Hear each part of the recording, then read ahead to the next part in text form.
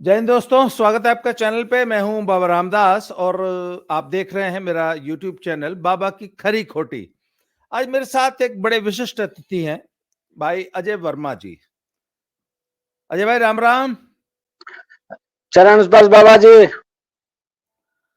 मित्रों, अजय भाई का परिचय ये है कि आप एक रिटायर्ड आईपीएस ऑफिसर हैं बिहार कैडर के।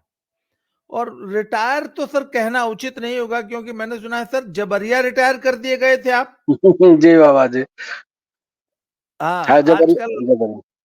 जबरिया रिटायर। हमारे आजकल आईपीएस हमारे कैडर में ना, वाकई आईपीएस सेवा में अब वाकई कुछ लोग जबरिया रिटायर हो रहे हैं या कर दिए जा रहे हैं। तो अजय भाई, पहले तो दर्शकों को अपना एक ब्रीफ परिचय दे दीजिए कि आपने कब आईपीएस ज्वाइन किया, क्या थी आपकी जर्नी, फिर आप आईपीएस हो गए, उसके बाद फिर अब भाई आपने तो एक बड़ा संघर्षशील जीवन जिया है सिस्टम से लड़ते हुए। तो कहानियां क्यों, तो मुझे मालूम है भरमार होगी हमारे पास आज। पर पहले आप अपना परिचय दीजिए। आप कैसे आप आईपीएस बने, क्या हुआ, कैसे सेवा में आए, जरा बताइए। छोटी सी कहानी है बाबा जी। एक 1980 में मैंने इंजीनियरिंग किया, इलेक्ट्रिकल इंजीनियरिंग। उसके बाद मुझे बीएचईएल में नौकरी मिल गई और बीएचईएल में Muzaffarpur Kanti thermal power station उस समय बनाया जा रहा था। जी। तो 82 के दिसंबर में, 31 दिसंबर को एक पार्टी दी गई बीएचईएल के तरफ से। उसमें चीफ गेस्ट थे डीएम मुजफ्फरपुर। तो मैंने देखा हमारे जीएम साहब जो करीब 55 साल के रहे होंगे, वो डीएम साहब जो करीब 30 साल के रहे होंगे, उनके चारों तरफ घूम रहे थे स्पुतनिक के जैसा। हम्म। तो मैंने लोगों से पूछा, भाई ये कौन है जिनके चारों तरफ जीएम साहब हमारे घूम रहे थे? हम तो समझ रहे थे यही भगवान होते हैं। तो उन्होंने बताया ये डीएम साहब हैं। मैंने कहा भाई ये डीएम कैसे बनते हैं? तो किसी ने मुझे बताया कि उसके लिए सिविल सर्विसेज की परीक्षा देनी पड़ती है। तो मैंने कहा मैं भी दे सकता हूँ, एलिजिबल हूँ क्या? बोले हाँ, तुम क्यों नहीं दे सकते हो, दे सकते हो। तो मैंने 6 जनवरी को फॉर्म भरा और परीक्षा दिया। तो परीक्षा में बाकी तो एक सब्जेक्ट था मेरा इलेक्ट्रिकल इंजीनियरिंग, एक सब्जेक्ट था हिस्ट्री। तो हिस्ट्री में मुझे 600 नंबर में 30 या 32 नंबर आए और बाकी सब में सब्जेक्ट्स में अच्छे नंबर थे। मेरे हिस्ट्री तो मुझे कुछ पता भी नहीं था। तो मुझे इतना पता चल गया कि अगर अगली बार मैं हिस्ट्री तैयारी करके दूंगा तो मेरा हो जाएगा। तो बस वही मैंने किया। 85 में मैं आईपीएस में आ गया, ज्वाइन कर लिया मैंने ट्रेनिंग,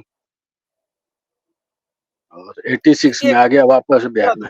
मैं थोड़ा सा पीछे, स्कूली शिक्षा कहाँ हुई sir? Born and brought up कहाँ थे? स्कूली शिक्षा कहाँ हुई, फिर इंजीनियरिंग करने गए, वो भी एक दो लाइन में बता दीजिए।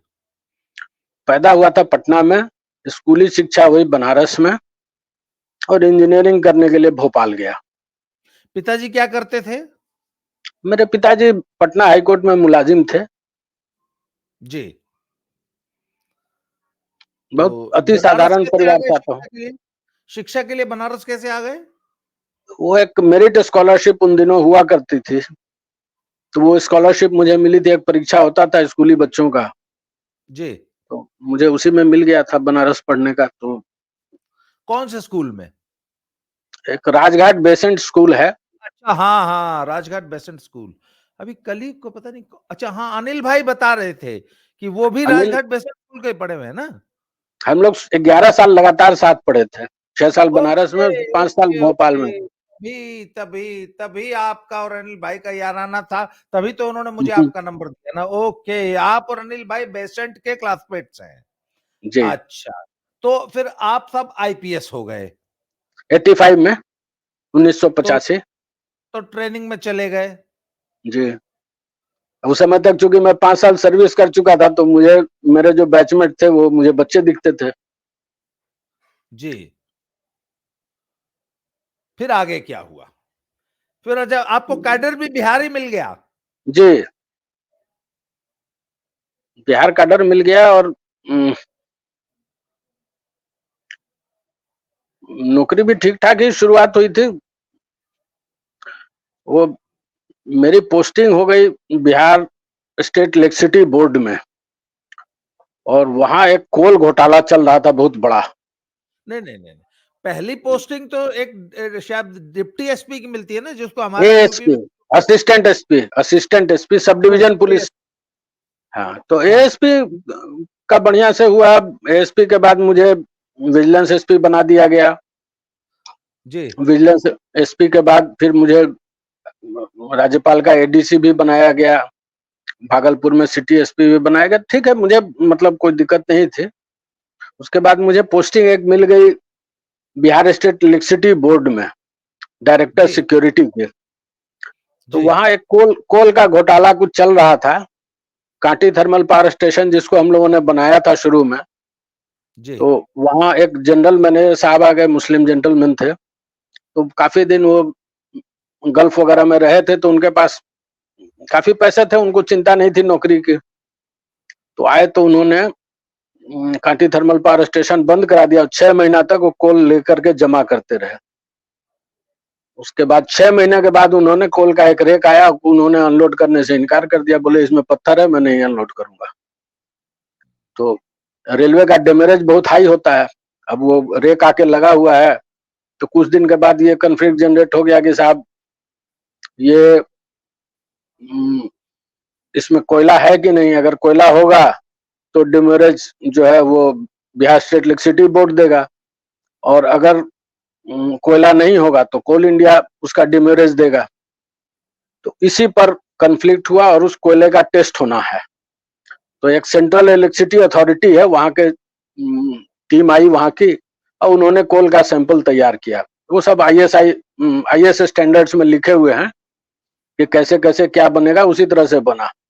चूंकि मैं इलेक्ट्रिकल इंजीनियर था, कांटी थर्मल से मेरा पुराना भी संबंध था, तो चेयरमैन साहब ने कहा कि नहीं साहब, आप इसके साथ एसोसिएटेड रहिए और ध्यान रखिए कि इसमें गड़बड़ी नहीं हो। तो मैंने कहा बिल्कुल ठीक है, मुझे आप आदेश देंगे तो मैं पालन करूंगा। तो वहां पर लोग उसमें बहुत तरह का कोशिश कर रहे थे, कोल इंडिया वाले लोग। लेकिन मैंने कहा कि देखिए भाई, ये तो शोभा नहीं देता है। आप लोग जनरल मैनेजर्स हैं, चीफ इंजीनियर्स हैं, मैं तो बिल्कुल बच्चा हूँ आप लोगों के सामने में।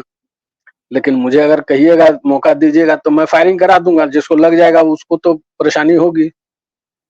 तो मैंने लिख करके दे दिया। एक रूम में सारा हम लोग जो जो सैंपल का काम करते थे, जितना दिन भर में काम होता था, उसको शाम में सील कर दिया जाता था। तो उस रूम में किसी को घुसने नहीं देते थे, ना बीएसईबी वालों को, ना ना कोल इंडिया वालों को, किसी को भी नहीं। और मैंने लिख के आदेश दे दिया था कि कोई इस लाइन को क्रॉस करे तो शूट कर दो, जो होगा मैं देखूंगा। तो किसी ने वो लाइन क्रॉस नहीं किया। उसके बाद वो कोल का सैंपल जाना था बेंगलोर टेस्ट होने के लिए। तो जिस दिन वो सैंपल जाने की बात थी, तो चेयरमैन साहब ने हमको बुलाया, बोला आप लेकर के जाइए, तो मैं और किसी पर ट्रस्ट नहीं कर सकता हूँ। मैंने कहा सर, अब ये तो डायरेक्टर सिक्योरिटी का काम नहीं है कि जाके टेस्ट कराए, लेकिन आप कहिएगा तो मैं चला जाऊंगा। लेकिन फिर आपको मुझे ये देना होगा कि मैं कहाँ जाऊंगा, कहाँ ठहरूंगा, ये मैं फिर किसी को डिस्क्लोज नहीं करूंगा, कहे कि ये रिस्की वाला मामला है। तो उन्होंने कहा कि हाँ बिल्कुल, आप उसमें आपको फुल फ्रीडम है, आप जहाँ ठहरना चाहिए वहां ठहरिए, और आपको जो करना हो, जैसे ले जाना हो सैंपल, आप ले जाइए। तो पटना से जो फ्लाइट उड़ी हमारी, तो उसके पहले जो मुझे छोड़ने का ये थे, बिजली बोर्ड के ही एक अफसर थे। तो उन्होंने मुझसे कहा कि सर, कोई सज्जन आपसे मिलना चाहते हैं, जरा आप एक बार मिल लीजिए। तो मैं उनसे मिला, तो उन्होंने कहा कि उस समय मैडम कांति सिंह जो थी, वो कोल मंत्री थी केंद्र में, और यहाँ आरजेडी की सरकार थी, तो आरजेडी की मंत्री थी। आप म्यूट हैं बाबा जी। किस साल की बात है ये? कांति सिंह का मुझे याद है जब वो कोल मंत्री थी। हाँ, ये 88। कहानी है 87, 87 की कहानी है ये बाबा जी। 88 कांति की भी सिंह हो सकती है। 88 की नहीं है कहानी, 87 की है। 88 में भी थी वो केंद्र में मंत्री, हाँ लेकिन हाँ जी ये 87 की कहानी है। जी। फिर क्या तो हुआ? तो मुझे एक सज्जन मिले, उन्होंने कहा कि देखो तुम ये ले जा रहे हो, तो वहां बेंगलोर में एयरपोर्ट पर मेरा आदमी मिलेगा, तुमको 50 लाख रुपए देगा, तो मैंने कहा मैं 50 लाख रुपए लेके क्या करूंगा? उस समय में मेरा वेतन मुश्किल से रहा होगा 6-7 हजार के आसपास। तो 50 लाख रुपए तो मतलब मेरे पाचन शक्ति से बाहर था। मैंने कहा मैं क्या करूंगा? बोले इससे ज्यादा तुम पचा नहीं पाओगे। मैंने कहा भाई मैं तो 5,000 पचा नहीं पाऊंगा, आप तो बड़ी बात बोल रहे हैं।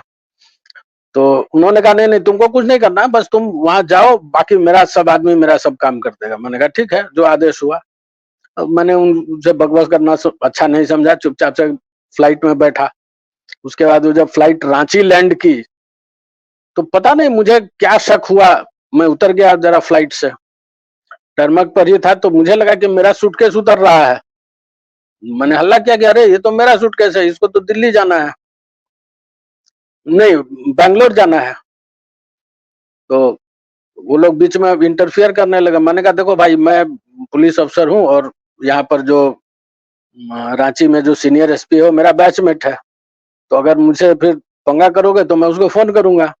अब वो फोन तुरंत उठाता है तो फिर तुम लोगों को दिक्कत हो जाएगी, इसलिए ये काम मत करो। अब मैंने कहा ये मेरा है, इसका नंबर, इस पर मेरा नाम लिखा हुआ है, इस पर मेरा नंबर है, और इसमें मैंने एक वो बांध दिया था कपड़ा एक अलग कलर का, तो उससे मुझे अलग से ही पहचान में आ रहा था। तो वहां अनलोड नहीं हुआ मेरा सूटकेस, नहीं तो मेरा सूटकेस वहीं उतर जाता। उसके बाद बेंगलोर जब मैं पहुंचा बाहर निकलने के लिए, तो कई लोग थे वो प्ले कार्ड लेकर के, welcome Ajay Kumar Verma, electricity board Bihar Patna, कुछ ऐसे सब लिखा था। तो मैंने सोचा मैं इनके पास जाऊंगा तब ना ये मुझे पहचानेंगे, मेरा फोटो तो इनके पास होगा नहीं। तो मैं उन लोगों को क्रॉस कर गया। आगे जाकर के मैंने एक टैक्सी ली और एक गेस्ट हाउस मैंने बुक कराया था यहीं पटना से ही, तो सीधा उस गेस्ट हाउस में चला गया। ये लोग मुझे खोजते रहे, इन लोगों को पता ही नहीं चला कि मैं पहुंच गया हूँ। फिर वहां गेस्ट हाउस पहुंच करके मैंने अपने एक बैचमेट मिस्टर AM प्रसाद हैं, उनको फोन किया। मैंने कहा भाई ऐसे ऐसे है, मैं एक मुसीबत लेकर आया हूँ और मुझे थोड़ी दिक्कत हो रही है यहाँ पर उसको पचाने के लिए, तो तुम मुझे थोड़ा प्रोटेक्शन दे दो। तो उसने कहा भाई मैं तो बाहर पोस्टेड हूँ, लेकिन मैं वहां बोल देता हूँ, तुम जरा पुलिस हेडक्वार्टर में बात कर लो। मैंने कहा ठीक है मैं बात कर लेता हूँ। पुलिस हेडक्वार्टर का जो नंबर उन्होंने दिया एक AIG साहब का, उनसे मैंने बात किया।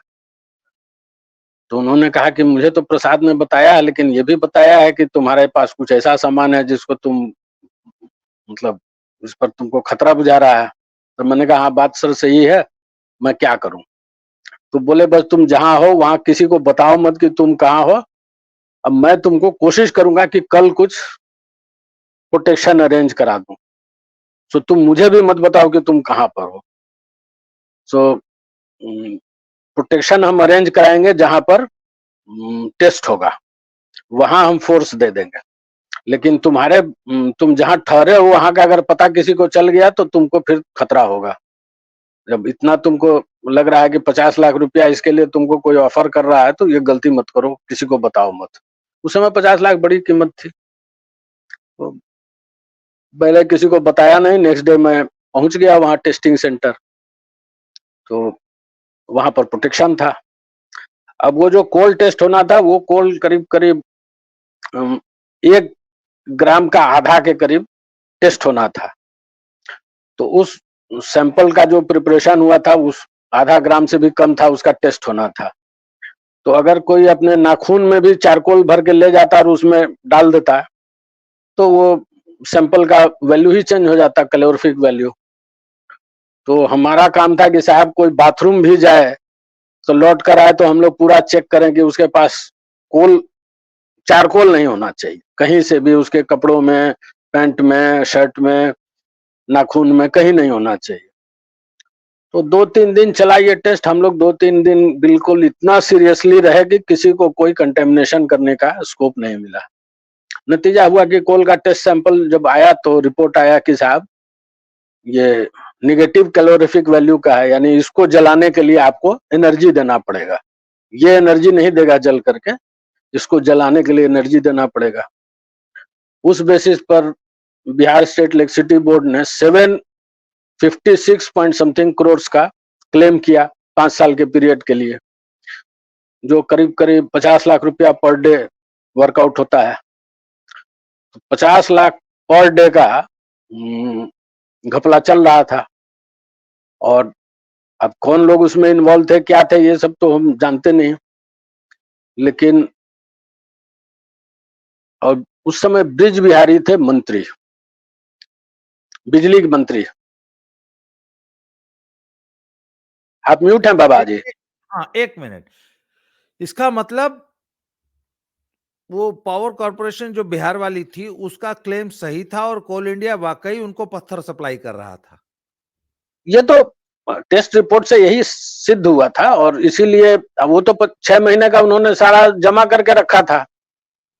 और वो जो वैगन टिपलर होता है, उससे वैगन पलट देते हैं कोल को सीधा, तो उसमें सीव लगा रहता है, तो उसमें बड़े बड़े पत्थर आते थे, तो उनको भी पता था कि ये पत्थर है, ये जितना सैंपल यहाँ पड़ा हुआ है, कहीं से भी सैंपल बनाएंगे तो वो पूरा ये निकलेगा, पत्थर ही निकलेगा। तो इलेक्ट्रिसिटी बोर्ड ने, तो मैं जब टेस्ट रिपोर्ट लेकर के पहुंचा दिल्ली, तो हमारे माननीय मंत्री थे, ऊर्जा मंत्री ब्रिज बिहारी जी, तो वही वो जिनका जिनका मर्डर शिव प्रकाश शुक्ला अस्पताल में किया था, जी वही जी ना? ब्रिज जी। बिहारी प्रसाद।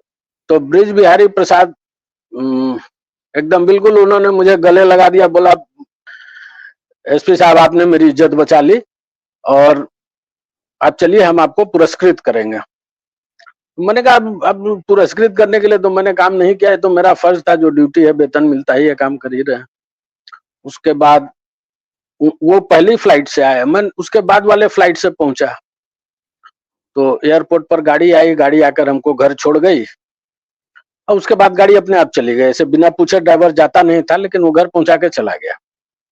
तो मैंने सोचा आज इसका मतलब है कि मुझे ऑफिस नहीं जाना होगा, फिर वो गाड़ी बाजा गाजा आएगा, उसके बाद हमको ले जाएगा, हम ये सब सोच रहे थे। तो उसके बाद थोड़ी देर के बाद ब्रिज बिहारी जी का फोन आया, बोले कहाँ हैं आप? मैंने कहा मैं घर पर हूँ। तो बोले आप ऑफिस नहीं आए? मैंने कहा सर वो जो गाड़ी मुझे लेकर आई थी वो मुझे छोड़कर चली गई, तो मैंने सोचा कि अब आप मुझे जब बुलाएंगे तब मैं आऊंगा। तो उन्होंने कहा कि सुनिए आप सीधे मेरे घर आइए। मैंने कहा मेरे पास तो कोई गाड़ी नहीं है, और मैं अपनी गाड़ी से आपके घर जाऊंगा तो मुझे घुसने ही नहीं देंगे, वो तो गेट पर ही सिक्योरिटी वाला रोक देगा। और चूंकि कोई वर्दी वाली पोस्टिंग तो थी नहीं, कोई बॉडीगार्ड या ये सब कुछ इस तरह मेरे साथ था नहीं। तो उन्होंने कहा ठहरिए मैं आपको अपनी गाड़ी भेजता हूँ। तो उन्होंने एक कार भेजी हमारे लिए, उसी कार से हम गए उनके ऑफिस, उनके रेजिडेंस पर। तो उन्होंने कहा कि देखिए हम लोग ने बहुत बड़ी गलती कर दी है, मुझे तो अब बचने नहीं देगा दिया जाएगा, तो आप भी अपने को थोड़ा संभाल के रखिए, आपके ऊपर भी खतरा आ गया है। तो मैंने कहा मेरे ऊपर क्या खतरा है, मैंने कौन सा ऐसा काम किया है? बोले आपने क्या किया है आपको पता नहीं है अभी। तो खैर वो 756.8 करोड़ का शायद क्लेम किया बिजली बोर्ड ने, और उन्होंने एक बढ़िया प्रेस कॉन्फ्रेंस किया था ब्रिज बिहारी प्रसाद साहब ने, और वो उन्होंने दिल्ली में ही कर दिया था। और पटना आने के बाद उनके साथ क्या हुआ क्या नहीं हुआ ये तो उन्होंने मुझसे शेयर नहीं किया, मैं उसकी जरूरत भी नहीं समझता था कि वो मुझे बताएं। और उसके बाद नेक्स्ट डे जब मैं ऑफिस गया तो मुझसे मेरा सारा काम ले लिया गया कि नहीं अब आपको यहाँ कोई काम करने की जरूरत नहीं, आप चुपचाप बैठे रहिए। डाक आता था, मैं उसको एंडोर्स कर देता था। हमारे यहाँ एक मेरे सेल में एक वो थे अकाउंट्स अफसर, उनको एंडोर्स कर देता था। उसके बाद वो कागज फिर मेरे पास कभी नहीं आता था। वो सारा काम दे दिया गया सेक्रेटरी साहब को। मैं भी निश्चिंत था कि भाई ठीक है, बिना मेहनत का मुझे वेतन मिल रहा है तो और अच्छा है। उसके बाद फिर गाड़ी मेरा विड्रॉ कर लिया गया, और फिर कोई काम था ही नहीं, तो मैं गया जाकर के गृह सेक्रेटरी थे उस समय में राजकुमार सिंह साहब, जो अभी आरा के सांसद हैं। तो मैं उनसे मिला, मैंने कहा सर मुझे यहाँ तो कोई काम नहीं है, तो मुझे बुला लीजिए वहां से, मुझे जब वहाँ कोई काम ही नहीं करना है, केवल डाक एंडोर्स करना है, 3-4 चिट्ठी आती है दिन भर में, तो वो 3-4 चिट्ठी एंडोर्स करने के लिए सर एक आईपीएस को रखने की क्या जरूरत है? कहीं हमको रख दीजिएगा, कोई जगह पर काम करते रहेंगे कुछ थोड़ा बहुत, ऐसे बिना काम का वेतन मिल रहा है। तो उन्होंने कहा नहीं नहीं हम बर्बाद नहीं करेंगे, कि एसपी को तुम चिंता मत करो, हम तुम्हारा पोस्टिंग करा देते हैं। तो फिर डीजी से बात करके शायद उन्होंने तय कर दिया था कि जमालपुर में रेल एसपी मुझे बना दिया जाएगा, और मुझे फोन करके किसी ने बता भी दिया कि देखो तुम्हारा रेल एसपी में जा रहा है प्रपोजल, उसमें तुमको कोई आपत्ति तो नहीं है? हम बोले हमको क्या आपत्ति है, यही सरकार रखेगी वहीं रहेंगे। और वो नहीं हो पाया, उसी समय इलेक्शन अनाउंस हो गया, तो मुझे पुलिस हेडक्वार्टर में बना दिया गया इलेक्शन सेल में एसपी, कि तुम इलेक्शन सेल में रहो। और बिजली बोर्ड से मेरा डेपुटेशन हुआ, चेयरमैन ने ऑर्डर दिया कि आप जाइए वहां जाकर के इलेक्शन का काम देखिए। तो मैं बिजली बोर्ड के आदेश से आया डीजीपी ऑफिस में इलेक्शन का काम देखने के लिए, और कुछ महीने मुझे बिजली बोर्ड से सैलरी मिलता रहा। और 30 मार्च को मेरे पिताजी 1998 में 30 मार्च को मेरे पिताजी का अचानक सोए देहांत हो गया। तो और नेक्स्ट डे इलेक्शन था, तो मैंने फोन किया डीजीपी साहब को, मैंने कहा सर ऐसा ऐसा हो गया, अब मैं तो अकेला बेटा हूँ, मेरे पास तो कोई ऑप्शन नहीं है। तो बोले हाँ ठीक है, तुमको क्या करना है, तुम अपना आराम से रहो, जो अपना रिचुअल्स है वो सब करो, हम लोग सब यहाँ मैनेज कर लेंगे, कोई टेंशन नहीं है। तो वो सब मैंने किया। मैं बिजली बोर्ड के क्वार्टर में था, वहां से मैं फिर शिफ्ट कर गया अपने रेजिडेंस में, जहाँ मेरे पिताजी रहा करते थे, क्योंकि दादाजी जिंदा थे, माँ जिंदा थी, तो मैं अकेला बेटा था, तो मुझे देखना था, जिम्मेवारी मेरी आ गई। और ये 30 मार्च को ये घटना घटी, 1 जून से मेरा वेतन बंद कर दिया गया। और ये जो बंद किया गया, तो फिर 2002 के 31 मार्च को मुझे सर एक वेतन मिनट, मिला। एक कंफ्यूजन हो गया। अभी आप बता रहे थे कि आपने ये जो कोयला कांड हुआ था, ये तो 87 की बात है, जी, और आप सीधे 98 में आ गए। आपके पिताजी का देहांत 98 हुआ, 10 साल का आ गया बीच में। 97 एंड 98। अच्छा, कोयला वाला कांड 97 में शुरू हुआ। जी अच्छा, तब तक आप 4-5 पोस्टिंग इधर उधर आप कर चुके थे। जी जी। अच्छा अच्छा, ठीक ठीक ठीक, हाँ ठीक। तो तो हम्म, मैं फिर आ गया इधर, डीजी ऑफिस में था, तो मेरा पे रोक दिया गया। तो मैं जाके डीजी से बोला कि सर मेरा वेतन नहीं मिल रहा है। तो उन्होंने कहा तुम चले जाओ इलेक्ट्रिसिटी बोर्ड। वो लोग हो सकता है ये सोच रहा हो कि साहब अब इलेक्शन खत्म हो गया, तो इसको क्यों रोक के रखे हैं। और फिर मैं जाकर के मिला वहाँ चेयरमैन साहब से। तो चेयरमैन साहब ने कहा कि ठीक है, वहां से आप रिलीव होकर आ जाइए, तो हम लोग आपको यहाँ रख लेंगे। और मैं गया, जाके डीजीपी साहब से कहा कि सर यहाँ से मुझे रिलीव कीजिए, तो मैं जाऊँ, अपने मर्जी से तो मैं वहां जा नहीं सकता हूँ। तो वहां कागज बनने में 1 आध दिन लगा, तब तक चेयरमैन साहब ने रिजाइन कर दिया और कोई दूसरे आदमी आ गए चेयरमैन की जगह। तो जब मैं गया वहां बिजली बोर्ड ज्वाइन करने के लिए, तो उन्होंने कहा कि नहीं साहब, आपको तो हम लेंगे नहीं, आप हेडेक हैं 1 नंबर के, आपको नहीं लेंगे। मैंने कहा फिर मैं क्या करूं। तो बोले अब आपको क्या करना है, आप जाइए, जाकर के होम सेक्रेटरी से बात कीजिए, किसी से बात कीजिए, हमारा सिर दर्द नहीं है, आपको अब हम नहीं लेंगे। मैं गया, जाके होम सेक्रेटरी साहब को बताया, डीजीपी साहब को बताया कि सर ऐसा है। तो बोले ठीक है, तुम 2-4 दिन घर में वेट करो, हम लोग देखते हैं क्या कर सकते हैं। तो बस वहां से शुरू हो गया। अब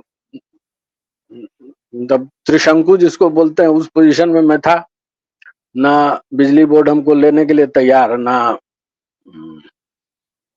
डीजीपी ऑफिस मेरा पोस्टिंग कराने में सक्षम था। तो अब मैं तो 2-4 बार लोगों से मिला, मैंने कहा सर मुझे पे नहीं मिल रहा है, मेरे बच्चे हैं, मेरे बाबा जिंदा हैं, माँ जिंदा है, सबको देखना मेरी जिम्मेवारी है, और मैं कैसे चलाऊंगा। तब बोले अरे 2-4 दिन में हो जाएगा, 2-4 दिन में हो जाएगा। कुछ नहीं हो रहा था। 1-2 महीना हो गया, तो मैंने कोर्ट में केस किया, साहब मैं क्या करूं, वेतन नहीं मिल रहा है, 18 साल नौकरी कर चुका हूं, अब वेतन नहीं मिलेगा तो कैसे मैं बाल बच्चों को खिलाऊंगा। मेरा बेटा छोटा था, उसको मैंने बगल के एक प्ले स्कूल में डाला था, तो प्ले स्कूल वालों ने निकाल दिया, बोला फीस लेकर आओ नहीं तो जाओ। मैं जाकर बोला भी मैडम से कि मैडम अभी 2-4 महीने में सेटल हो जाएगा, मेरा सैलरी अभी रुका हुआ है, लेकिन वो लोग कुछ सुनने के लिए तैयार नहीं। तो बेटा भी निकाल दिया गया स्कूल से। किसी तरह से बेटी का हम दे पा रहे थे, और हम लोग तो नौकरी पेशा परिवार से आते थे, बहुत अति साधारण परिवार था, तो सोच ही नहीं सकते थे कि कोई हमारे पास ऐसी कुछ चीज हो। तो जो कुछ भी था वो सब, मेरा जो कुछ सेविंग वगैरह कुछ रहा होगा वो सब निकल गया। फिर एक मित्र बाई चांस हमारे स्कूल के मिल गए, तो वो बड़े बिजनेसमैन थे, तो वो कर्ज देते थे मुझे, तो हर महीने 10,000 रुपया वो मुझे भिजवा दिया करते थे। और इस तरह से मुझे करीब करीब 42 महीने तक बिना सैलरी के, उस बीच में फिर मेरी पोस्टिंग भी हो गई 2-4 महीने के बाद लेकिन लास्ट पे सर्टिफिकेट नहीं दिया बिजली बोर्ड ने, तो पे नहीं मिल रहा था दूसरे जगह से। उसके बाद मैंने केस जो किया था उसमें भी कोर्ट का मेरे फेवर में फैसला आया। तो कोर्ट ने कहा कि बिजली बोर्ड इतना दिन का इनको सैलरी देगा और सूद समेत देगा। और बिजली बोर्ड ने कहा, अरे सैलरी कैसे दे देंगे, अभी तो तुमको लड़ना पड़ेगा, सुप्रीम कोर्ट से जब कंटेम्प्ट का ऑर्डर आएगा तब जाकर के तुमको सैलरी देंगे, अभी थोड़ी मिल जाएगा। तो मैंने पूछा उनसे, वो जो वकील साहब थे, बाद में हाईकोर्ट जज भी हो गए, तो बिजली बोर्ड के वकील थे, मैंने उनसे कहा, सर मैंने क्या किया है भाई, आप तो मुझे क्यों प्रताड़ित कर रहे? बोले तुमको समझ में नहीं आता तुमने क्या किया? 50 लाख पर डे का अगर लॉस हो रहा था तो किसी को तो गेन हो रहा था, तो किसी का पर डे का 50 लाख का गेन अगर तुम खराब करोगे तो तुमको कुछ तो उसकी सजा मिलेगी। तो काफी साल हो गए, 2-2.5 साल हो गए, तो मैं गया हाई कोर्ट में, मैंने कहा साहब ये तो अटेम्प्ट टू मर्डर है, मुझे लोग सैलरी रोक करके तो मुझे स्टार्व करके मार ही न देंगे सब परिवार। तो एक हाई कोर्ट में एक जज थे, बड़े अच्छे जज थे, तो उन्होंने कहा कि साहब ये केस तो फिर आपको करना होगा तो आप लोअर कोर्ट में कीजिए, हाई कोर्ट में तो कोई ये सब तरह का केस होता नहीं, हाई कोर्ट कोई लॉ का ऐसा इंटरप्रिटेशन ऐसे तो नहीं करेगा अनकॉल्ड फॉर। तो आप, तो मैंने कहा मैं तो आपके यहाँ आया हूँ, आप मुझे परमिशन दीजिए नीचे जाने का, तो मैं जाऊंगा नीचे। तो उन्होंने मुझे परमिट किया कि ठीक है आप नीचे जाइए, जाके केस कीजिए। तो मैंने सीजेएम साहब के कोर्ट में जाके केस किया कि साहब ये मुझसे बेगार करवा रहे हैं। भारत के संविधान में आर्टिकल 23 एक है, उसमें लिखा हुआ है, traffic in human beings, begar and such other similar forms of force labour are prohibited under this constitution and any contravention of this provision shall be an offence. इसका मतलब है begar shall be an offence. तो बेगार की कोई definition नहीं थी, उसको मैंने खोजा तो किसी केस में सेटल किया था सुप्रीम कोर्ट ने कि लेबर और सर्विसेज एग्जैक्टेड बाय द गवर्नमेंट और a person in power without paying remuneration, तो ये बेगार है। तो मैंने कहा भाई मुझे महीने के वेतन के एश्योरेंस पर बहाल किया है आपने, और ये तो कई महीने हो गए, करीब 30 महीने हो गए, तो अब नहीं देंगे तो बेगार तो हो ही गया ना। तो उन्होंने कहा कि अगर ये बेगार हो गया है तो केस कीजिए। तो मैंने कंप्लेंट केस किया। उस कंप्लेंट केस में करीब 1 साल के बाद जाकर के सीजेएम साहब ने कॉग्निजेंस ले लिया। Article 23 red with section 418 IPC. 307 में तो उन्होंने नहीं लिया, लेकिन 418 तो उन्होंने लगा दिया। अब वो सीजेएम साहब ने जब कॉग्निजेंस लिया तो वो chief secretary, DGP, home secretary, उसके बाद चेयरमैन इलेक्ट्रिसिटी बोर्ड, इस तरह मतलब 5 आईएएस अफसर और 1 आईपीएस अफसर। जो आईपीएस अफसर एक थे वो डीजीपी थे, और chief secretary, chairman electricity board, इस तरह के बड़े बड़े लोगों पर कॉग्निजेंस हो गया। तो फिर लोगों की बोली बदल गई, मीठा मीठा बुला करके हमसे कहने लगे बताओ तुम्हारे लिए क्या कर दें, क्या आदेश निकाल दें। वो आदेश का ड्राफ्ट इधर भेजते थे हमको, और उधर उन्होंने हाई कोर्ट जा करके उसको वॉशिंग फाइल करके अब उसको एडमिट करा लिया। कोर्ट ने मुझको सुना ही नहीं, बिना मुझे सुने एडमिट कर लिया। तो मैं गया हाई कोर्ट में, मैंने कहा साहब ये क्या बात है? तो 4-5 केस इसी तरह से एडमिट हो गए। उसके बाद उन लोगों की बोली बदल गई, बोले मरो। तो बिगाड़ का केस था, उसमें रिट एडमिट हो, उन लोगों का 482 का एक सीआरपीसी में है क्वेश्चन का प्रोविजन, तो वो एडमिट हो गया।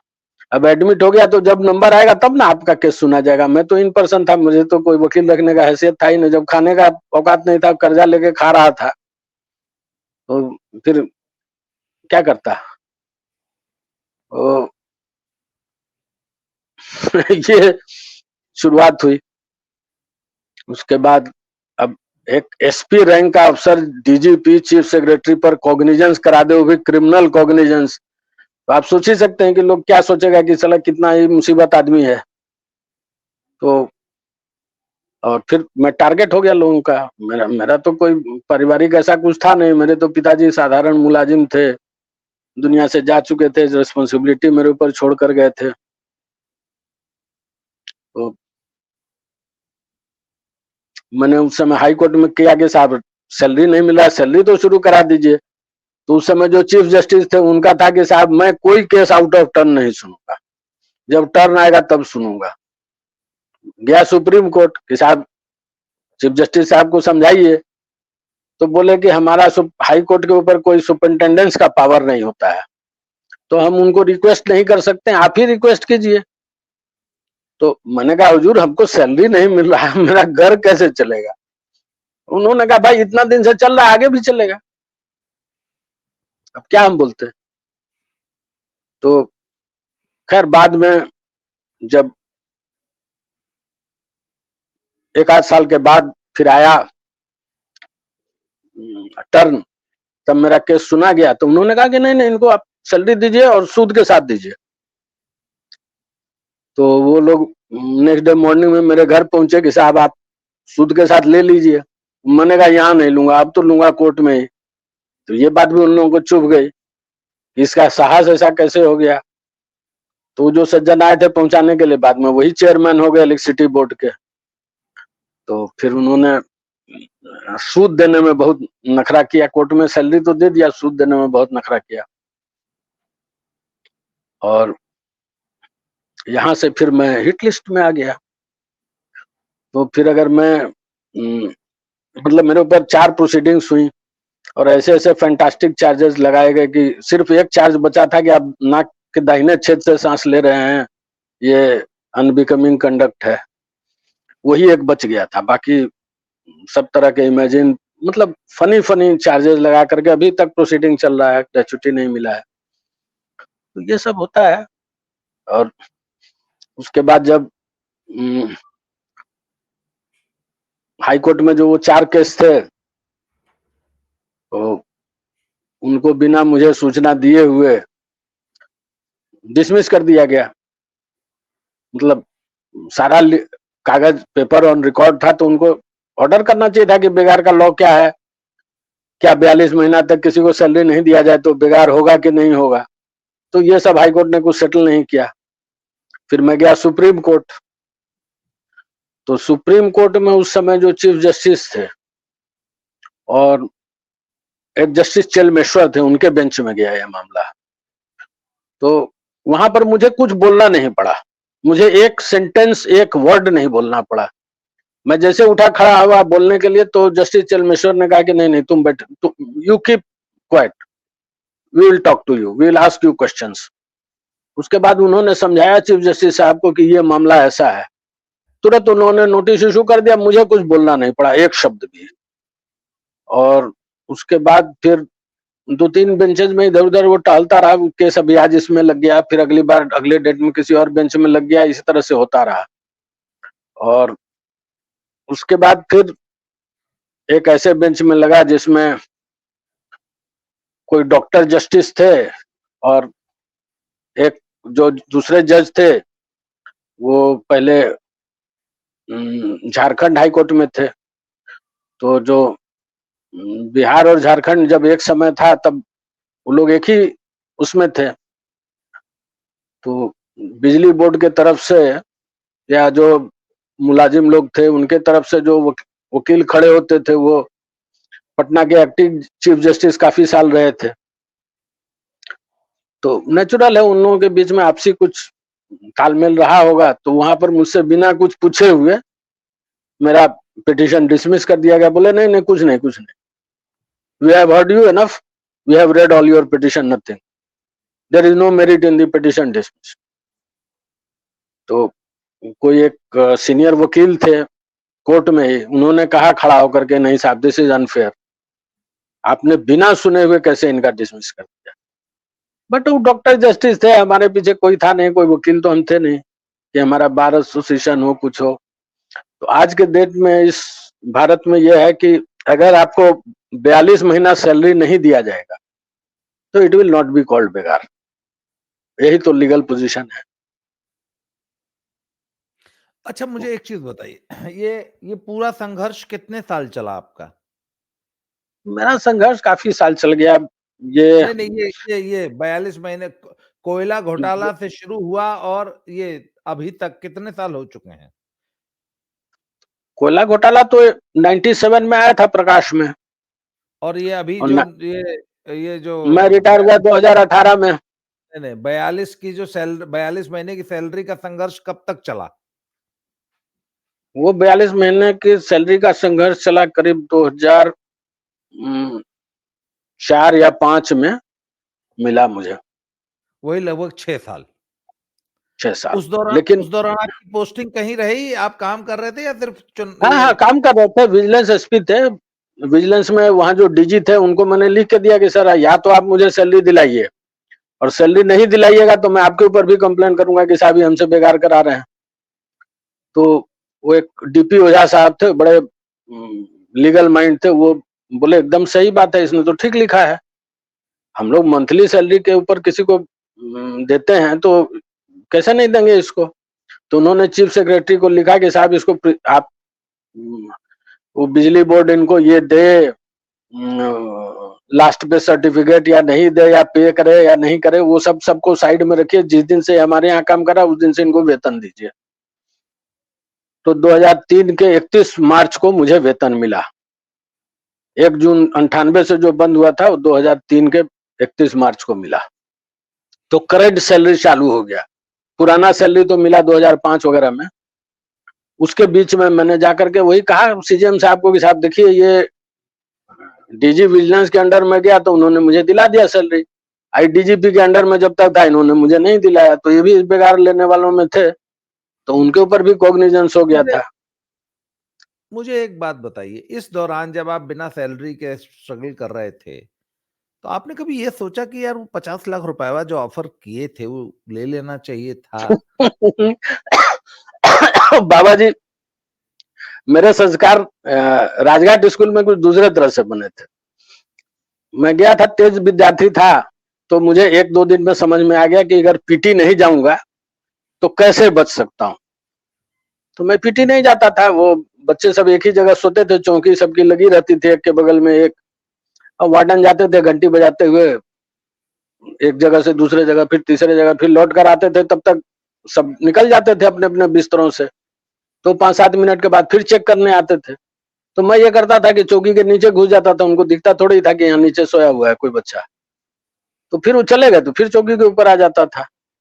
तो ऐसे करके मैं बिल्कुल निश्चित रूप से नहीं जाता था पीटी। तो धीरे धीरे सब लोग पहचान गए कि नहीं जाता है पीटी। तो एक पंडित सुधाकर तिवारी थे, वो हिंदी के शिक्षक थे, वो हमारे हॉस्टल के वार्डन भी नहीं थे। तो एक दिन आ गए और आके मेरे चौकी के ऊपर ही बैठ गए। अब मैं नीचे घुसा हुआ हूँ, चौकी के ऊपर बैठे हैं। तो मैं निकला उसमें से शर्माते हुए। तो उन्होंने कहा कि साहब जब हमारे ऐसे देशभक्त हों तो देश को दुश्मनों की जरूरत क्या है। मैंने कहा मैंने ऐसा क्या किया सर कि देश का दुश्मन मैं हो गया। तो उन्होंने कहा अभी आप पीटी नहीं करेंगे तो स्वास्थ्य आपका खराब रहेगा, तो बुढ़ापा में माता पिता को कैसे देखेंगे, देश के लिए कैसे कुछ करेंगे। और अभी अगर आप मैं देखता हूं कि आप असेंबली में भी लास्ट आते हैं, आप रात में खाना नहीं खाते हैं, आप सो जाते हैं जाकर के। तो इससे मैं ऑब्जर्व ये कर रहा हूं कि आप अपने शरीर को बिगाड़ रहे हैं। तो आज आप कमजोर हो जाएंगे तो पढ़ाई नहीं अच्छे से कर पाएंगे, तो फिर कल आप देश के लिए कुछ नहीं कर सकते हैं। या तो कहीं सरकारी महकमे में चपरासी बन जाएंगे तो साइकिल पर जिंदगी कट जाएगी, या नहीं तो कहीं क्लर्क बन जाएंगे तो घूस लेंगे। तो देश के साथ वो फर्दर एक गद्दारी होगी। तो यही आपकी जिंदगी रह जाएगी, इसलिए इस पचड़े में मत पड़िए, सुधर जाइए। उस समय तो मुझे उन पर बहुत गुस्सा आया, लेकिन ये कीड़ा उन्होंने जो मेरे अंदर वायरस डाल दिया, वो वायरस मुझे बहुत तंग करता रहा। मैं जब गया भोपाल तो पहली बार यहाँ पटना से उस समय एक बोगी जाती थी इटारसी तक, तो 7 अप एक ट्रेन थी यहाँ से, वो जाती थी इलाहाबाद तक, और वहां से फिर वो 3 अप में लग करके जाती थी इटारसी। इटारसी से फिर भोपाल थोड़ा नजदीक है। तो लौटते समय फिर मैं वहीं पहुंचा, मुझे तो और कोई रास्ता पता नहीं था। तो इटारसी पहुंचा, इटारसी में उसी बोगी में चढ़ गया। उस बोगी में खाली रहता था, क्या कि उसमें तो केवल पटना वाले लोग ज्यादा जाते थे या कुछ इलाहाबाद वाले, तो उसमें बर्थ खाली थे। मेरे साथ जो मित्र लोग थे उन सबको बर्थ मिल गया, और उस समय टीटी साहब 3 रुपया ले रहे थे एक्स्ट्रा। तो वहां पर अब ये तिवारी जी वाला घुसा कि भाई रिश्वत दूंगा तो देश के साथ गद्दारी हो जाएगा। तो मैंने दिया नहीं तो बर्थ खत्म हो गए। तो मेरे मित्र लोग थे उसमें, मैंने सोचा इसी में से किसी के साथ घुस करके रात काट लूंगा। 9 बजे आया वो जबलपुर, उन्होंने कहा अब उतरो। अब तो 9 बज गया, अब तो बोगी में किसी को बैठने नहीं देंगे जिसका बर्थ नहीं है। तो मुझे उतार दिया। बोले तुम अपना सूटकेस यहाँ छोड़ सकते हो। तो मेरा सूटकेस वहां छूट गया और मैं चला गया जनरल बोगी में, वहां मुर्गा बन करके पहुंचा इलाहाबाद तक। इलाहाबाद में वो बोगी कट के चली गई यार्ड में। अब मैं प्लेटफॉर्म पर हूँ, मेरे साथ एक गमछा है और मच्छरों की भीड़ है। तो देश के साथ गद्दारी नहीं करने का परिणाम हुआ कि अब मच्छरों से रात भर संघर्ष करता रहा। सुबह फिर जब वो बोगी आई तब उसमें मैं घुसा, तब पटना पहुंचा। तो तभी मुझे पता चल गया था कि अगर देश के साथ गद्दारी नहीं करना है तो बहुत मुश्किल है, वो यात्रा साधारण नहीं है। एक चीज बताइए, वो 50 लाख रुपया रोज जो है वो कौन किसकी जेब में जा रहा था जिसपे वो अब कांड हुआ? ये मैं कैसे बताऊं बाबा जी। बिहार सरकार के कुछ बड़े रसूखदार लोगों के ना। अब ये मैं नहीं कह सकता हूँ, ये किसके किसके बीच में था, कहाँ से क्या हो रहा था, वो तो मेरा तो डायरेक्टर सिक्योरिटी का रोल था, तो मुझे कोई ट्रांजैक्शनल तो कोई ये था नहीं। और चूंकि बिजली बोर्ड ने क्लेम किया कोल इंडिया से, अच्छा, तो वो या तो बिजली बोर्ड को पैसा मिला फिर 7-7.5 करोड़? ये सब मुझे पता नहीं। मुझे तो उसके बाद से काम ही मुझसे ले लिया गया। नेक्स्ट डे जो मैं गया ऑफिस तो मुझसे सारा काम ले लिया गया। तो मुझे तो डिक्लेयर कर दिया गया कि साहब ये तो पर्सनल नॉन ग्रेटा है, ये तो किसी काम का आदमी ही नहीं है। बिजली बोर्ड ने क्लेम किया। जब आपको ये सैलरी मिल गई और आप एसपी विजिलेंस की नौकरी करते करते फिर उसके बाद क्या हुआ? उसके बाद तो फिर एक प्रमोशन मेरा हुआ, मुझे डीआईजी बना दिया गया। डीआईजी बना करके मुझे विजिलेंस से हटा दिया गया। और उसी समय जब मैं विजिलेंस में था तो एक जांच का काम मैं देखता था, तो जांच का एक मैटर आया उसमें। उस समय जो डीएम थे मुजफ्फरपुर के, उनके ऊपर एक कंप्लेंट था, उसकी जांच होकर के आया कि साहब इनके ऊपर और सिविल सर्जन के ऊपर केस कर दिया जाए। वो मामला ऐसा था कि कोई एक एड्स वेड्स टाइप का कुछ होता था प्रोग्राम, उसके लिए अलग से दवाइयों की खरीद होती थी। तो जो भी दवा की खरीद होती थी जनरल जिले में और जो एड्स के लिए, तो दोनों क्रय समिति के अध्यक्ष डीएम हुआ करते थे और दोनों में सेक्रेटरी होते थे सिविल सर्जन। तो जो दवाइयां जनरल खरीदी गई, उन्हीं दवाइयों का जब एड्स के लिए खरीद हुआ तो 3 गुने दाम पर खरीद हुआ। तो सेम समिति है, लेकिन ए पर्पस के लिए खरीद होगा तो 40 रुपए का है और बी पर्पस के लिए खरीद होगा तो 120 रुपए का है। वही दवा, उसके लिए पेमेंट इस तरह का हुआ। तो निगरानी के जिस अधिकारी ने जांच की थी उसने लिखा कि नहीं साहब इन दोनों के ऊपर केस होना बनता है। तो जब मेरे पास आया तो मैंने समीक्षा करके लिखा कि हाँ साहब दोनों के ऊपर केस होना चाहिए, बाय नेम इनके ऊपर एफआईआर होना चाहिए। वो डीआईजी जो थे उनके पास गई फाइल, तो उन्होंने भी एक्सेप्ट किया कि हाँ भाई बात तो ठीक है। हमको बुला के उन्होंने डिस्कस किया, फिर उन्होंने भेज दिया फाइल डीजी के पास। तो उस समय एडीजी आ गए थे मिस्टर आशीष रंजन सिन्हा। तो सिन्हा साहब को कुछ रहा होगा प्रेशर कि नहीं साहब इसको नहीं करना है, आईएएस है, डीएम है, उसका करियर खराब हो जाएगा, नहीं करना है केस। चाहे तो पैरवी रहा हो, चाहे पैसा मिला हो, या अब क्या उनके ऊपर था, कहाँ से पैरवी आई, क्या प्रेशर था, हम नहीं जानते हैं। तो उन्होंने उस रिकमेंडेशन को भेज दिया एपीपी के पास कि साहब आप इसमें सुझाव दीजिए। तो एपीपी ने उनके मनोनुकूल लिख दिया कि नहीं साहब इसमें डीएम का तो कोई रोल नहीं है। फिर गया डीआईजी के पास, तो डीआईजी ने हमको बुलाया। वो प्रमोटेड डीआईजी थे तो वो ज्यादा झंझट में पड़ना नहीं चाहते थे, उनका रिटायरमेंट नजदीक था, सोचते थे हम कुछ करेंगे तो हमारा पेंशन रुक जाएगा। तो उन्होंने हमको बुलाया, बोले देखिए ऐसा ऐसा आया है ऊपर से। तो मैंने कहा आप मुझे भेज दीजिए, मैं लिख के फिर भेज देता हूँ। तो ऊपर से आया, फिर मैंने लिख के भेजा कि साहब एपीपी ने जो जो ग्राउंड दिया वो सब एब्सर्ड है, लीगली टेनेबल नहीं है। फिर मैंने लिख के भेजा, तब हो गया कि भाई इसको तो यहाँ से हटाना जरूरी है, ये रहेगा तो केस करवा ही देगा। तो मुझे प्रमोट कर दिया गया, डीआईजी बना के कहीं भेज दिया गया क्राइम रिकॉर्ड ब्यूरो में। तो मैं वहां चला गया, एक बार आया जब चार्ज वगैरह का कुछ मैटर था, तब मुझे पता चला कि साहब उसके ऊपर केस नहीं हुआ डीएम के ऊपर। तो मैंने इसका कंप्लेंट लिख करके गवर्नर साहब को भेज दिया। वो रूल है, उसमें प्रोविजन है कि आप गवर्नर को कंप्लेंट भेज सकते हैं। तो मैंने उनको भेज दिया। और अब मैंने इतने उत्पात कर रखे हैं कि उसे बताना लगूंगा तो बाबा ये कई दिन चलेगा ये शो। नहीं, ये शो कई महीने चलाना है, ये कई तो दिन नहीं चलाना, ये शो तो कई महीने चलाना है। तो उस समय क्या हुआ था कि आपका एक एक उत्पात हमें पब्लिक को बताना है कि एक ईमानदार आदमी जब सिस्टम से लड़ता है या उस भ्रष्टाचार में शामिल नहीं होता है तो उसको कैसे कैसे उत्पीड़न होता है। पर एक बात है सर, पर हम पब्लिक को ये भी नहीं बताना चाहते कि यार झूठे परेशान होते रहे, 50 लाख रुपए ले लिए होते तो नहीं ले सकते बाबा, हम कैसे लेंगे? वो हम देश के साथ गद्दारी नहीं कर सकते, व्यवस्था को खराब कर दें, हम ही खुद से खराब कर दें तो हमारे बच्चों को क्या व्यवस्था मिलेगी? तो वो तो हम नहीं कर सकते ना। तो मेरे साथ अब मेरे बच्चे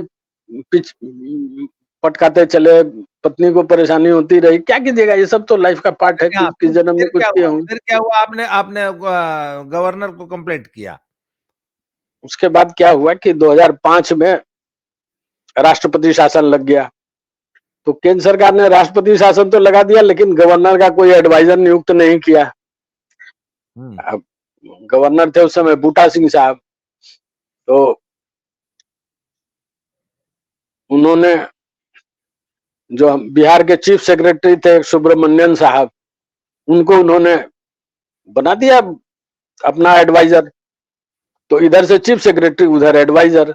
तो यहाँ से फाइल भेजते थे खुद से ही, उधर से एक्सेप्ट करते थे। उनके ऊपर एक जांच चल रही थी निगरानी में, आशीष रंजन सिन्हा साहब उसके नियंत्रक थे। तो आशीष रंजन के ऊपर मैंने कंप्लेंट कर दिया और उसका उस चीफ सेक्रेटरी और गवर्नर के एडी मतलब गवर्नर के एडवाइजर के ऊपर वो बैठते थे। तो नेचुरल है, उनको प्रमोट करके दोनों बना दिया गया, डीजी विजिलेंस एंड डीजीपी, मतलब वो दोनों पदों पर एक ही आदमी। तो मैंने हाईकोर्ट में पीआईएल दायर किया कि साहब ये क्या बात है, यहाँ कोई एडवाइजर नियुक्त नहीं हुआ है, चीफ सेक्रेटरी के पद पर जो है ये इधर से प्रस्ताव भेजते हैं, उधर जाकर एडवाइजर के तौर पर उसको एक्सेप्ट करते हैं।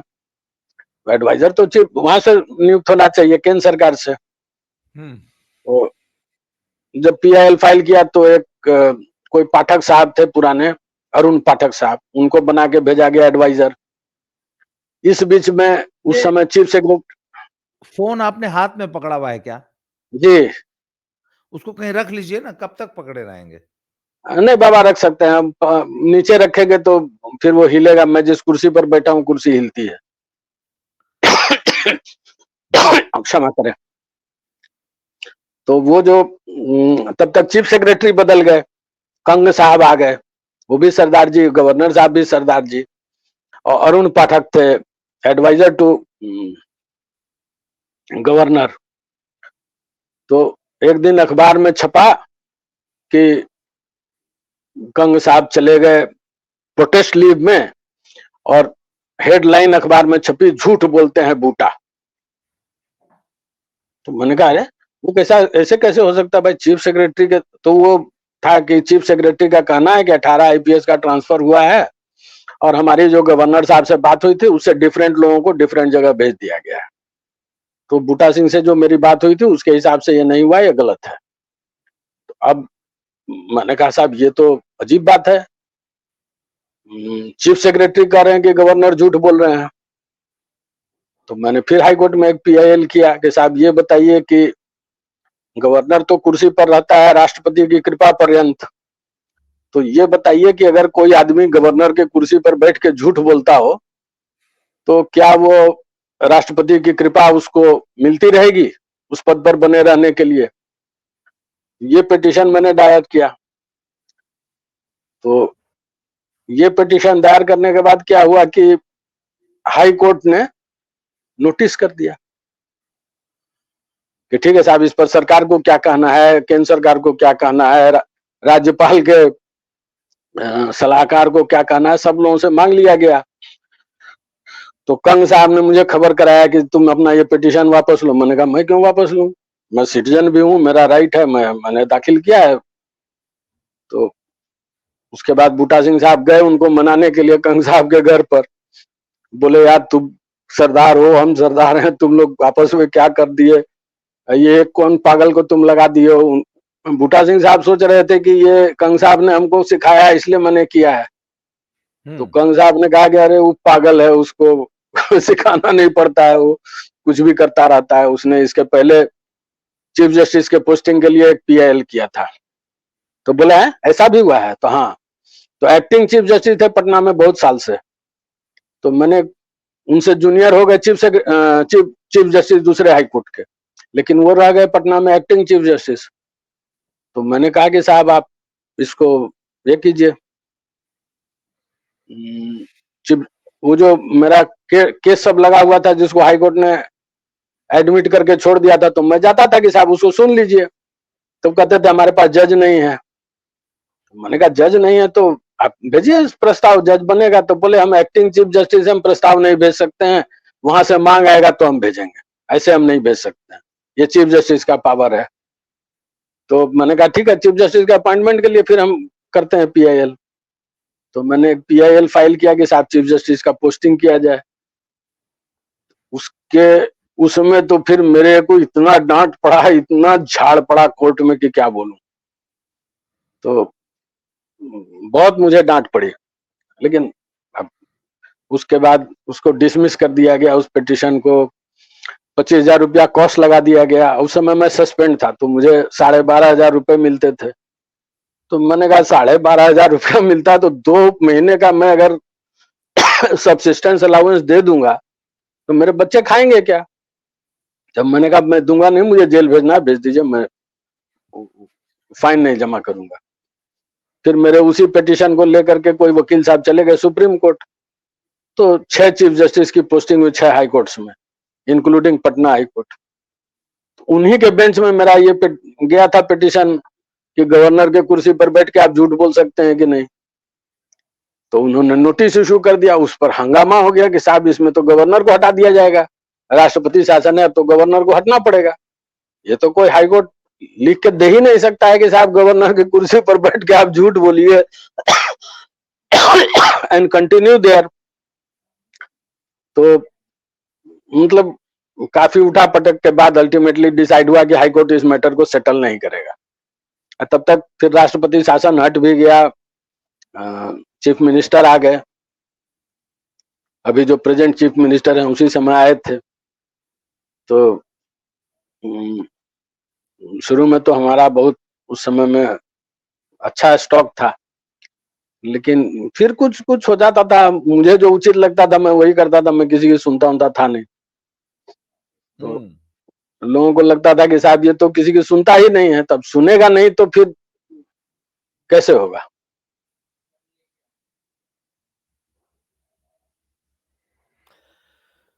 अच्छा ये बताइए, कुल कितने साल नौकरी की आप? कहाँ चले गए?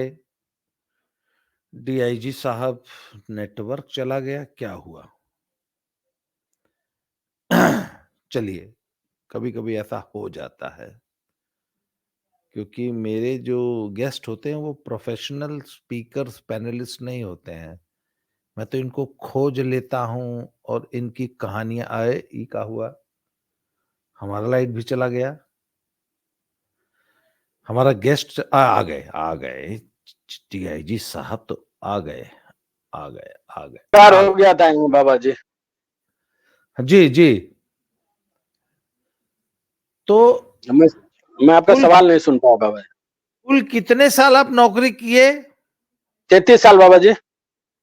33 साल नौकरी किए जी। और उस 1 साल पूरे बचा था तब मुझे भगा दिया। कितना साल? 1 साल बचा था तो मुझे भगा दिया। अच्छा, इस पूरे टेन्योर में कभी वो जो जिले में पोस्टिंग होती है, वो भी कभी पाए? हाँ बाबा जी, पाया था एक बार। नौगछिया एक पुलिस जिला बनाया गया था, तो मैं गया, जाकर ज्वाइन कर लिया। उसके बाद मैंने लिख के दिया कि साहब पुलिस जिला नहीं बना सकते हैं, कानून सम्मत नहीं है। तो लोगों ने कहा कैसे नहीं है? मैंने कहा देखिए, जो जिला बनता है तो पुलिस एक्ट 1861 के सेक्शन 4 में लिखा हुआ है कि there shall be a superintendent of police throughout the local jurisdiction of the magistrate of the district. तो डीएम के जुरिस्डिक्शन में एक एसपी हो सकता है। तो मैंने कहा यहाँ तो आपने 2 एसपी बना दिए, तो ये तो नहीं हो सकता है, तो कानून का उल्लंघन है। जी। उस समय नया नया एसपी बना था, लोगों को ये 92 की कहानी है, तो लोगों ने सोचा कि अरे ये तो 85 में आया है, 7 साल की नौकरी अभी हम लोगों को सिखा रहा है, हुँ। सरकार का निर्णय के खिलाफ ये कैसे बोल सकता है? जी। मैंने कहा कि हाँ, बोलते रहिए, बोलते रहिए, बोलते रहिए, बताइए क्या? सरकार के निर्णय के खिलाफ मैं नहीं हूं, मैंने तो बस सिर्फ ये कहा है कि कानून ऐसा बोलता है, आप देख लीजिए। तो ये करीब चला 7-8 महीने। उसके बाद फिर उन्होंने मुझे हटा करके वहां से भेज दिया एक बटालियन में, दरभंगा। तो मैं बटालियन में कमांडेंट था, खूब आराम से रहा। मैंने कहा साहब ये जो कानून में नहीं है वो फिर जिला उला में मुझे क्यों भेजते हैं? उन लोगों को भी समझ में आ गया कि इसको अगर हम जिला में भेजेंगे तो ज्यादा उपद्रव करेगा। फिर मुझे कहीं जिला उला में नहीं भेजा, वो मुसीबत नहीं लिया। मुझे भी आराम था कि कम काम करना पड़ता, जिला में दौड़ना बहुत पड़ता था, दौड़ना बहुत पड़ता था, काम भी बहुत होते हैं। अच्छा, आपके बारे में मैंने एक कहानी सुनी है, पर आज 1 घंटा की वीडियो बन चुकी है। तो मैं अपने दर्शकों को अगले सत्र के लिए, अगले एपिसोड के लिए पॉइंट बता दे रहा हूँ। अजय भाई के साथ एक बहुत बड़ा कांड हुआ एक बार। एक बार गए बैंक से पैसा निकालने, तो उसमें पता नहीं कितना नोट था। फिर वो हाँ, गड्डी लेके गए तो पता लगा नहीं, कम नहीं था। गड्डी एक बार निकाले, अगले दिन वापस जमा करने गए तो बोला इसमें 22 नोट नकली है। तो वो नकली नोट की जो आपने लड़ाई लड़ी है और सुप्रीम कोर्ट तक लड़े और आरबीआई से लड़े, और नकली नोटों का अगर आरबीआई, आपने कहा कि अगर आरबीआई ने और सुप्रीम कोर्ट ने तभी संज्ञान ले लिया होता, तो एक ये नकली नोटों का एक बहुत बड़ा स्कैम पकड़ लिया जाता देश में। ये कब की बात है, जरा सन बताइए? ये 1999 की कहानी है बाबा जी।